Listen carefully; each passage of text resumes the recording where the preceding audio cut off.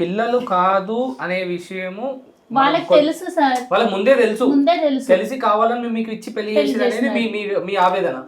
సరే నేనేమంటున్నా అంటే, మీరు తన సొంత అక్కనే కదా, ఒక ఆడపడుచుగా అలాంటి పరిస్థితి మీకు వస్తే అట్లా తిరిగి ఇంటికి పంపించేస్తారు? తిరిగి దీనికోసం పంపలేం సార్.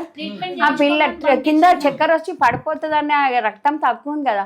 ఒక నెల ఉండు బిడ్డ నువ్వు అమ్మ, నేనే అన్నా ఒక నెల ఉండమ్మా, జర మంచిగా తిని మంచిగా ట్రీట్మెంట్ చేసుకో, మాట్లాడదాం కూర్చోబెట్టాను. మీరు అప్పటికి దూరం అయిపోదాం అనలేదు సార్. ఆమెను పంపించి నెక్స్ట్ రోజు వీళ్ళెవరు మనకు మళ్ళీ కాల్స్ అటెండ్ చేయట్లేదు. హాస్పిటల్కి వెళ్ళి వచ్చిన తర్వాత ఆ అమ్మాయి సెల్లకి వెళ్ళి చేసిన, వీళ్ళ సెల్లకి వెళ్ళి చేసిన, సంతు సెల్లకి వెళ్ళి చేసిన, ఎవరు సెల్లకి వెళ్ళి చేసినా వాళ్ళ మేనమామ కానీ వాళ్ళ బ్రదర్ కానీ కాల్ ఎత్తట్లేదు.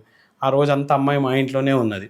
ఉన్న తర్వాత నెక్స్ట్ రోజు మార్నింగ్ ఏం చెప్పినామంట, అమ్మ నువ్వు ఇక్కడ ఉన్నావు అనుకో ఇంట్లో ప్రాబ్లం అవుతుంది. ప్రాబ్లం ఇన్ ద సెన్స్ అంటే నువ్వు ఇప్పుడు వాళ్ళు పొద్దున్నే లేసి వెళ్ళిపోతారు వాళ్ళ పనులకు.